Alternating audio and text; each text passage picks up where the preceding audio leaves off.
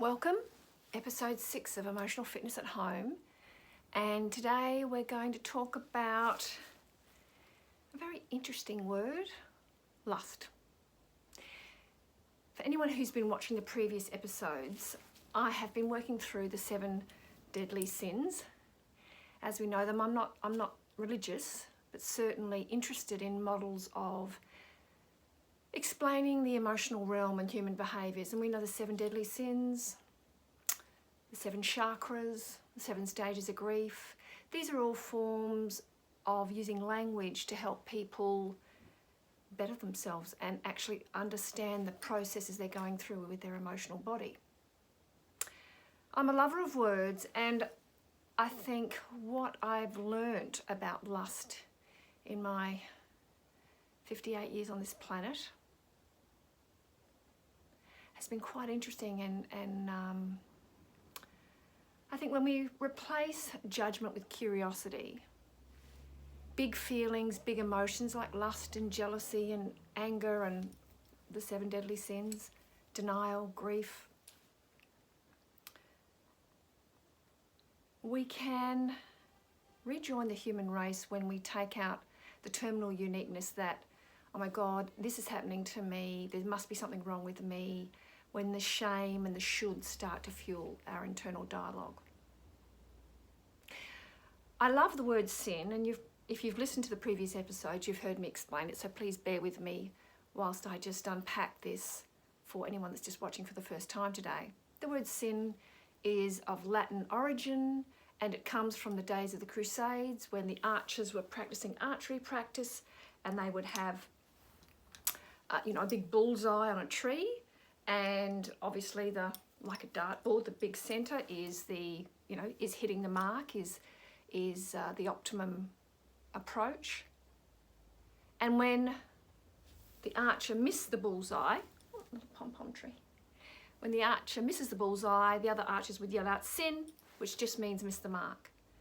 And if you look at language and take all the shaming and judgment out of it, the only people I know that don't miss the mark in life are saints, and I must say I haven't met any of them. People that do it perfectly 24/7. We're human beings, not robots. And perfectionism is one of the highest forms of self-abuse. So as I unpack this word lust today, I invite you to just reflect on how it's played out in your life and any areas that may apply to you that you feel that you could perhaps tweak and be a better version of yourself, considering some of this information. Okay, so I talk a lot about the masculine and the feminine, the emotional brain, the logical brain, the yin and the yang, the left and right hemisphere. You can use all different words to explain that, but I like to use our masculine as the external, a bit like the shell of a sea turtle. Freud uses that metaphor. Our masculine is the shell. It's the outside that the world sees.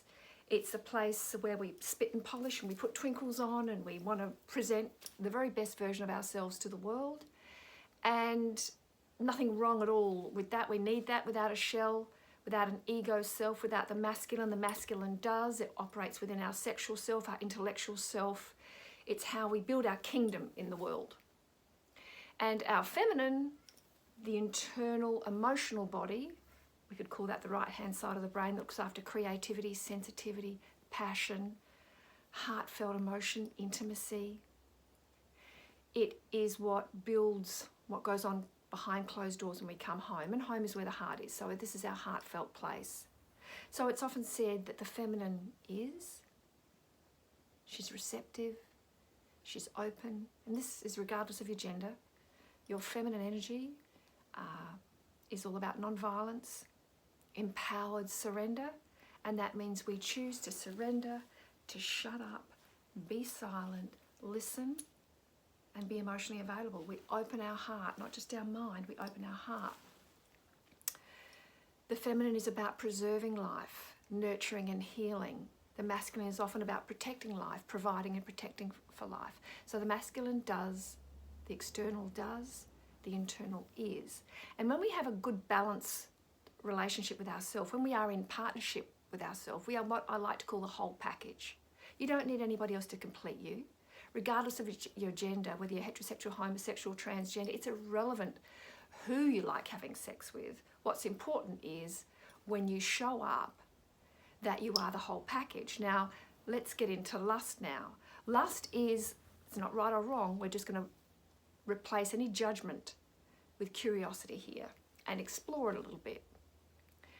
Lust is called a sin, but I think if we use it in the terms of just missing the mark, and that might be when we miss the mark, we're not our whole self, we're just a dimension of ourself. Now, often, the external kingdom, when we're in our lust-fueled self, we are in our masculine. And where it's often about taking action, it's often about conquering, hunting. The external world can bring us pleasure. And we're hardwired for reward. There's nothing wrong with pleasure. However, our internal world is where we build happiness and intimacy. And it's important to not confuse the two and to know which channel you're on when you're there. So in our lust-fueled moments, it's often about pleasure, instant gratification, and what we can get. The feel-good, the hit, the orgasm, the high, the charge, the adrenaline, the forbidden fruit, the excitement, the hurry. You look at any Hollywood movie and they're ripping their shirts off and they're up against the wall in this lust-fueled moment. And isn't it glorious? Again, nothing wrong with that, but just knowing the difference between when we're in that masculine, shell-based, it's all about the physicality, it's all about getting that high, that hit, that orgasm, that charge. Now, pleasure and happiness operate in different realms. One could argue pleasure brings you happiness, but I would disagree. Pleasure is transient. You think of great sex, think of a great food, a great restaurant. Think of great shoes, great travel, anything great. It's transient. You can't hold on to it. You might have the memory, but great sex, great food, for example, in about 3 or 4 hours afterwards, you've got the memory, but it's passed through you. Whereas happiness is something that builds. It builds emotional fitness. It builds your emotional fortitude. Now, the difference, lust is of the external body and the masculine. Desire builds happiness. Now, desire is almost the other side of the coin of lust, but it also can include lust. So when we're in a place of heartfelt desire, we are the whole package. The lust is operational. There's a chemical charge. We want to be sexually active with that person. However, we are also bringing our heart to the situation. So lust is morphed into, it's almost like it's upgraded to desire. When you've got your heart on board, that's when you're making love. And there's a big difference. We all know by the time we hit our 30s and 40s, when somebody's heart's in the bedroom, when they're kissing you deeply, when they're looking into your eyes, when it's more about what they can give than what they can get, when they are connected, it's about hand holding, hand touching, eye contact, deep kissing, looking into each other's eyes. It's not about the end result. It's not about the orgasm, it's about the journey. And if you fall asleep in each other's arms in a deep kiss because you're just tired, and the closeness and the desire to be close was the loveliness of it all, it doesn't matter. But when we're in a lust-fueled place and we are disconnected from our heart, often it's about now or never, do or die. I've got to reach that orgasm. It's all about performance, as I said, rather than that heartfelt journey. Now, again, it's about knowing yourself and knowing which channel you're on. Fast food, lust-fueled sex, as I said, there's nothing wrong with that. Sometimes, we just want fast food. We want a burger. We want Macca's. We want takeout. We know its nutritional value is not high, but nonetheless, it does the job. It gives us sustenance and it fills the void. A bit like fast sex, a bit like lust, a bit like a quickie. Nothing wrong with that. It's not going to give your heart much emotional, nutritional value. There's not always deep intimacy when you're just having a quickie, when it's just a lust-fueled moment. But, it's a part of life, and it's nice to have a smorgasbord. But for our emotional health and well-being, like for our physical health and well-being, if we have fast food all the time, our physical health deteriorates, and it's the same with fast sex.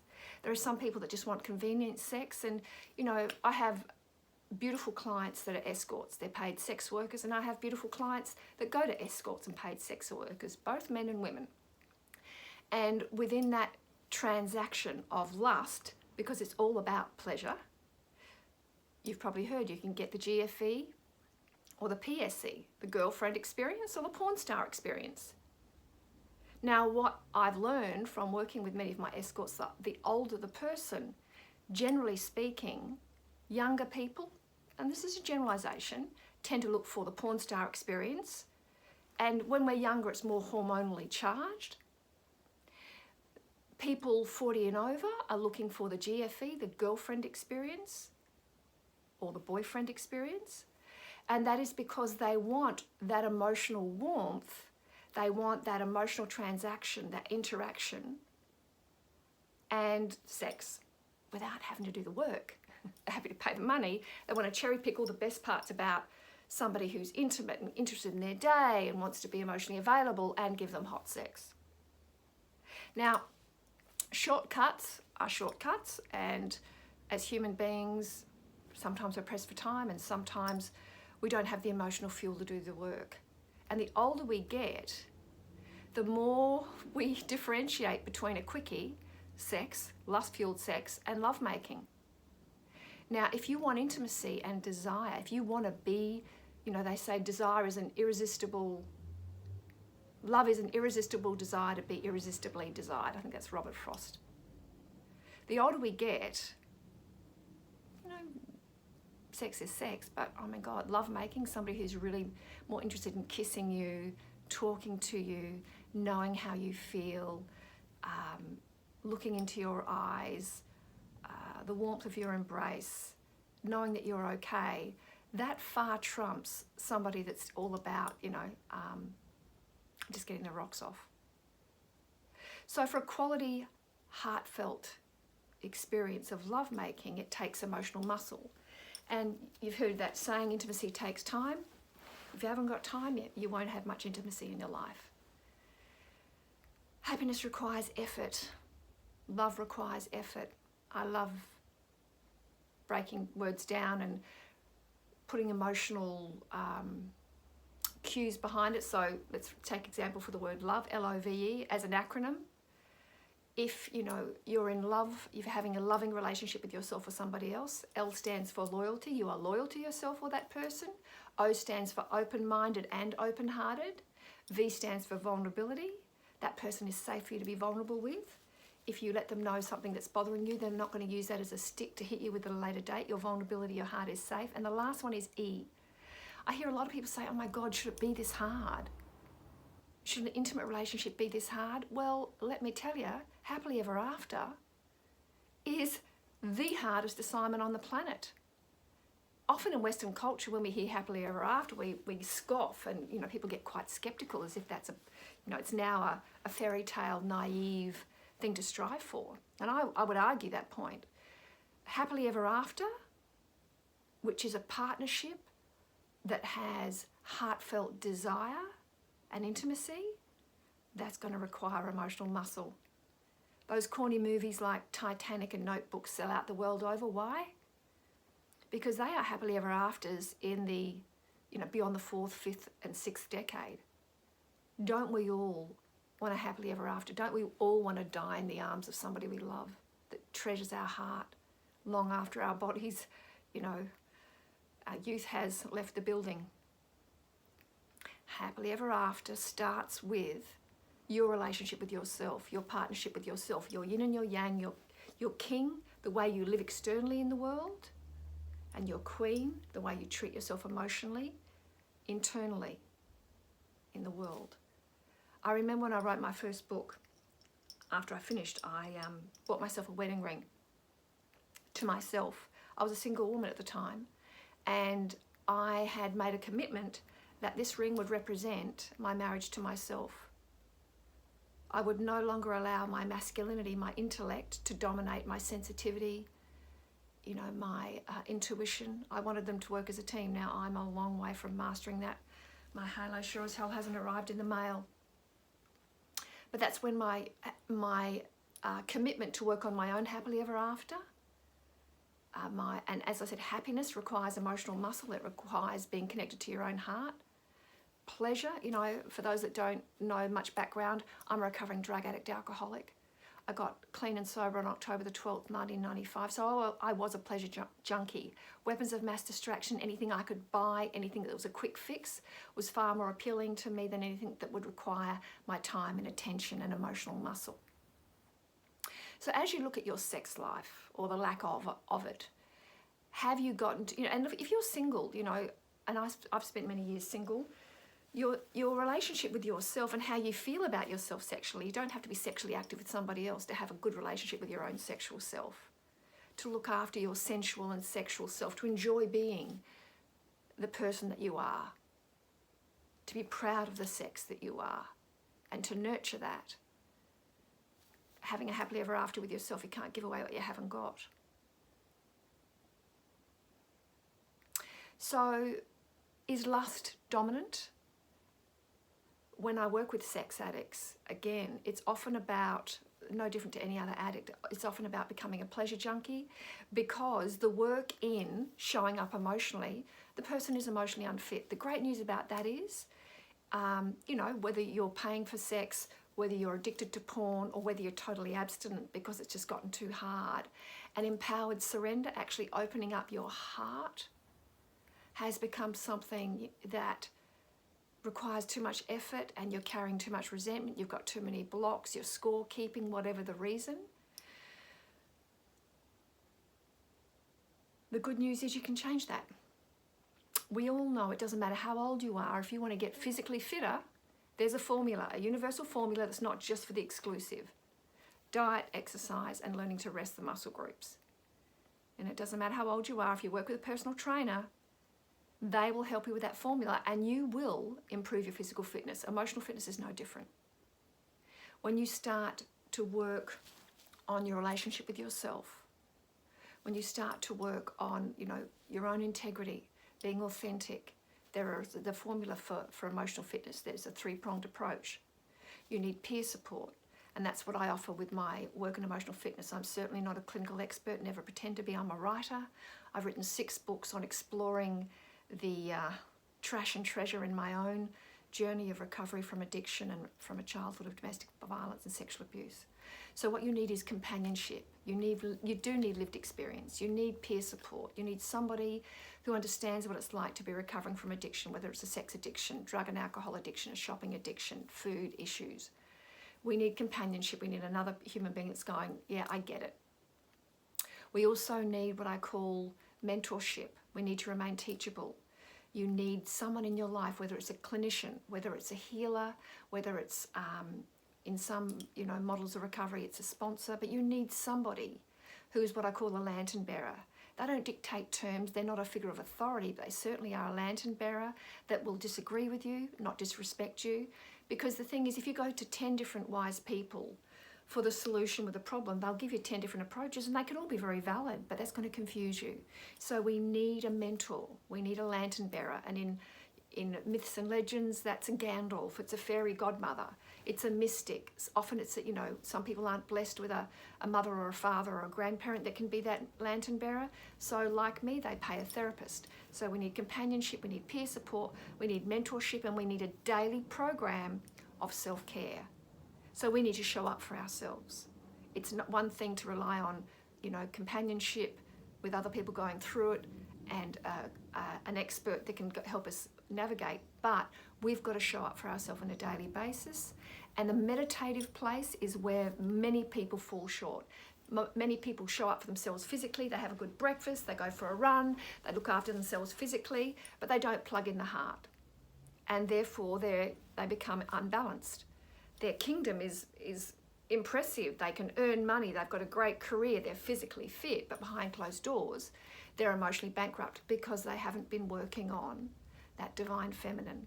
And so being in a meditative place helps us sit with big feelings. And that's what this emotional fitness home is designed to do, to help you have a look at the big stuff going on in your private emotional world. Your relationship with heartfelt desire, which links you to happiness, intimacy. Remember, desire is of the heart. It's about the bigger picture. It's about giving.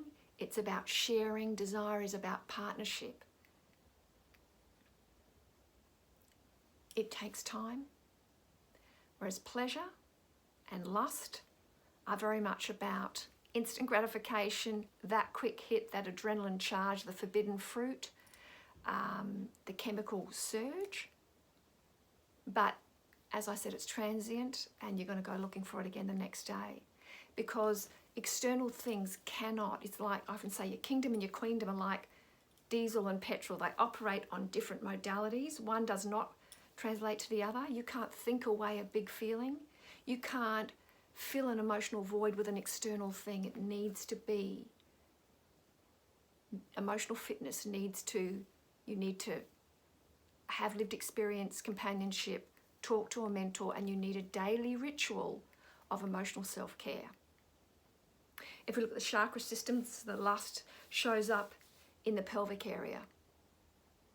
Now, people often talk about the fire going out and the passion going out.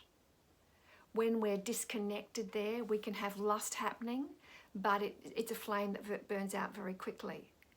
When we've got emotional connection and we've got a relationship with our internal world, that flame, that eternal flame of creativity and heartfelt desire keeps you warm on the inside.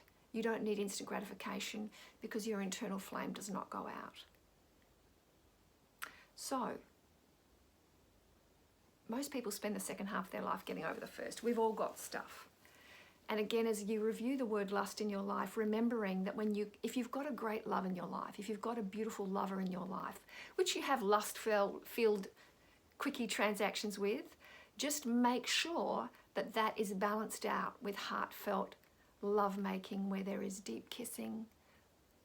The heart connects through the gentle kiss, through eye contact and hand holding. And often with lust, that's not important. And if you've got a lover that has trouble making eye contact with you before, during and after, has trouble kissing you with tender lips, not everybody's into deep kissing, and it doesn't matter. Kissing's like a dance. You make up your own kissing dance. But it needs soft, surrendered lips, gentle, soft kisses, and hand holding, where palms touch. That's where the heart is ignited. So, food for thought. It's an interesting one. Yeah. And that myth that, and I used to believe this, that when people got older, sex and intimacy and romance and desire just died away.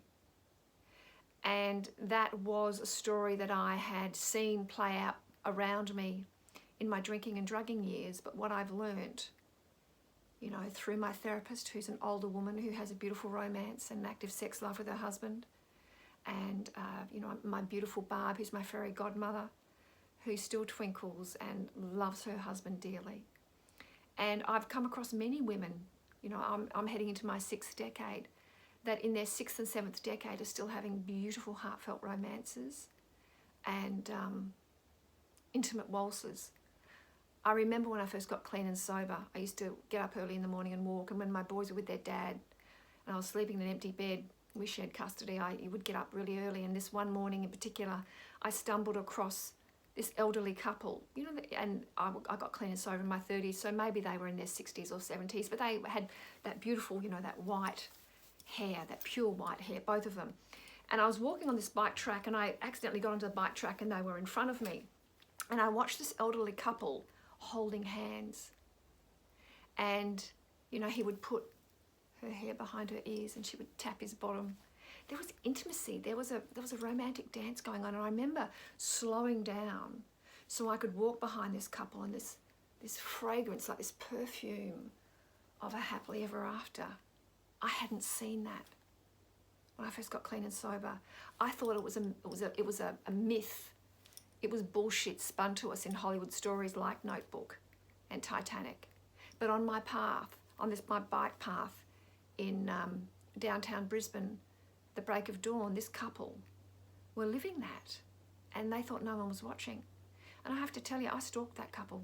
I worked out that they walked that path every Tuesdays and Thursdays, and I would time it, and I would hide behind the bushes and wait for them to walk past, and then walk a bit behind them and just drink that in, this loveliness of their intimacy, their desire for each other, their heartfelt desire for each other.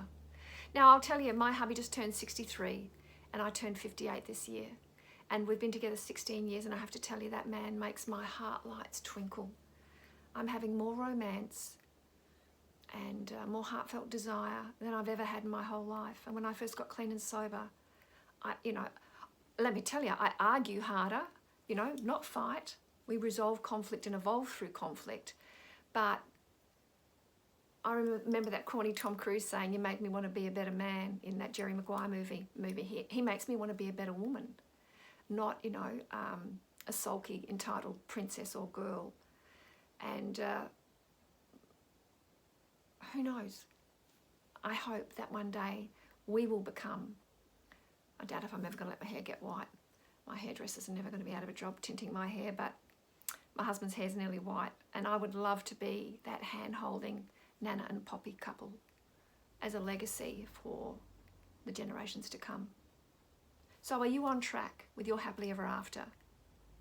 Is lust hijacking and dominating your heartfelt desire in your intimate life? And if it is there room for tweaking? Remembering the beautiful part about human beings is we are never, ever too old to change behaviour and learn, ever.